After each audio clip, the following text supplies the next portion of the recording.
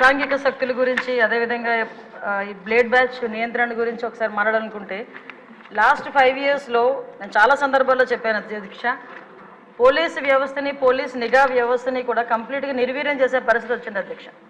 ఎందుకు ఈ మాట చెప్తున్నానంటే లాస్ట్ 5 ఇయర్స్లోని కూడా అప్పుడు ముఖ్యమంత్రి జగన్మోహన్ రెడ్డి రోడ్డు మీదకి వస్తే పరదాలు కట్టడానికో బారికేడ్లు వేయడానికో లేకపోతే హౌస్ అరెస్టులు చేయడానికో వీటి మీద పెట్టిన దృష్టి అసాంఘిక శక్తుల్ని పట్టుకుందామని కానీ నేరస్తులు పట్టుకుందామని కానీ వాటిని పట్టుకునేడానికి ఉన్న సిస్టమ్ని కనీసం వాళ్ళు తిరిగి పునరుద్ధరించుకోవాలనే తపన కూడా లేకుండా మొత్తాన్ని నిర్వీర్యం చేసిన పరిస్థితి వచ్చింది అధ్యక్ష. దాని పర్యవేక్షణలో భాగంగానే ఈ 5 సంవత్సరాల్లోని కూడా ఇంచుమించుగా మనం ఒకసారి కంపేర్ చేసుకుంటే బిఫోర్ 2014 మనకి టోటల్ కేసెస్ ఈ బ్లేడ్ బ్యాచ్కి సంబంధించి ఈస్ట్ గోదావరిలోనే ఒక ఈస్ట్ గోదావరిలో చూసుకుంటే 133 ఉంటే 2014-19 అదేవిధంగా కంపారిజన్ 2014-19కి ఒక 400 ఉన్నాయి అధ్యక్ష. 2019-24లో ఒకసారి మనం చూసుకుంటే అధ్యక్ష దగ్గర కేసెస్ అవన్నీ కూడా దగ్గర డబుల్ అయిన పరిస్థితి అధ్యక్ష.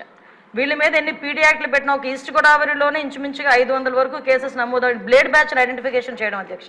వీళ్ళే కాకుండా మనకి రాజమండ్రి అదేవిధంగా ఎన్టీఆర్ డిస్ట్రిక్ట్లోనే ఎక్కువ ఈ బ్లేడ్ బ్యాచ్ అనేది ఎక్కువగా ఐడెంటిఫికేషన్ అయి ఉంటుంది. వాళ్ళు ఇంచుమించుగా దగ్గర రెండు కలిపి ఈ మొన్న 2019-24లో దగ్గర 825 మందిని ఐడెంటిఫికేషన్ చేయడం జరిగింది అధ్యక్ష. ఐడెంటిఫై చేయడం ఒక ఎత్తు అయితే వీళ్ళు నియంత్రించే సిస్టమ్ అయితే పోలీస్ డిపార్ట్మెంట్లో లాస్ట్ 5 సంవత్సరాలు లేదు అధ్యక్ష.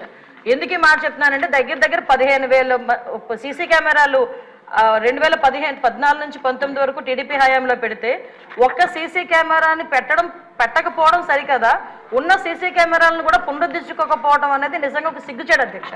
ఎందుకంటే అంటే మీలాంటి వాళ్ళు పెట్టేటప్పుడు సీసీ కెమెరాలు బాగా పనిచేస్తాయి సార్.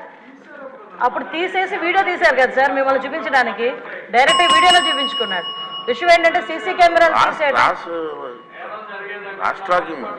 సీసీ కెమెరాలు పునరుద్ధరించుకోకపోవడం ఒక ఎత్తు అయితే కనీసం మనం ఒక క్రిమినల్ని పట్టుకున్న తర్వాత అతని క్రిమినల్ బ్యాక్గ్రౌండ్ మనం చెక్ చేయడానికి automated finger print identification system అని చెప్పి అది కూడా చంద్రబాబు నాయుడు గారి హయాంలో మనం పెట్టడం జరిగింది. దాన్ని కూడా డబ్బులు కట్టగా దాన్ని కూడా కంప్లీట్గా నిర్వీర్యం చేసిన పరిస్థితి అధ్యక్ష. అవే కాకుండా మనకి ఇంతకు ముందు ఏదైనా ఈ బ్లేడ్ బ్యాచ్ కానీ ఎవరైనా అసాంఘిక శక్తులు ఎక్కడైనా ఊర్లను వెళితే ఆ హౌసెస్ దగ్గర కూడా మానిటరింగ్ చేసేవాళ్ళం అధ్యక్ష. ఇంచుమించుగా వాటికి సంబంధించి LHMS అని చెప్పి దాని ద్వారా కూడా లాక్డ్ హౌసెస్ ఏదైతే ఉందో అక్కడ కూడా మానిటరింగ్ ఏర్పాటు చేసి అక్కడ సీసీ క్యామ్స్ ఏర్పాటు చేసుకుని వాళ్ళు వచ్చేటంత వరకు భద్రత కల్పించడం, అంటే మామూలు మైన్యూర్ లెవెల్ వరకు కూడా పోలీసింగ్ వెళ్ళి వాళ్ళు భద్రత కల్పించే పరిస్థితులు లాస్ట్ గవర్నమెంట్లో ఉండేది.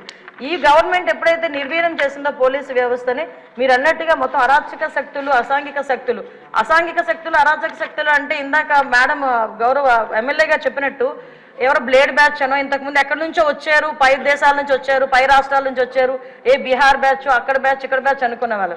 ఇప్పుడు అలా కాదు, అది ఆ బ్యాచ్ ఈ బ్యాచ్ కాదు, వైసీపీ బ్యాచ్ అన్నట్టుగా అసాంఘిక శక్తులు ఎక్కువగా అయిపోయి ఈరోజు కనీసం రాముల్లో గుడికి భద్రత లేదు, బడికి భద్రత లేకుండా అయిపోయింది అధ్యక్ష లాస్ట్ 5 సంవత్సరాలు కూడా.